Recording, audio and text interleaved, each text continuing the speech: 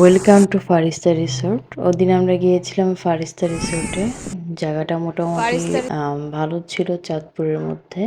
যদিও এরকম কোনো রিসোর্ট আমি দেখিনি বা খুব কম। আর রিসোর্ট এবং পার্কটা খুব সুন্দর ছিল এবং ওদের আমার কাছে এই ভাসমান মনে হচ্ছিল যে ফুড কোর্টটা এটা খুব ভালো লাগতেছিল। আর আপনি এখানে যে একটা সুন্দর ভিউ পাবেন সেটা হলো রাত্রে। রাত্রে খুব লাইটিং মানে সবকিছু দিয়ে একটা সুন্দর ভিউ আসে। আপনি রাত্রে গেলে এখানে একটা ভালো ভিউ পাবেন।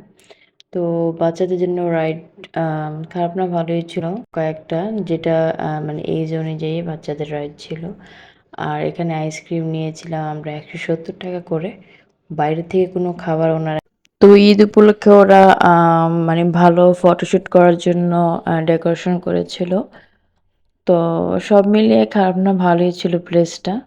আমরা কয়েকটা রাইডে উঠেছিলাম। বাচ্চাদের নিয়ে মানে এখানে ৩ জন ওঠা পসিবল ছিল না। সো যেখানে ২ জন উঠা যায় মানে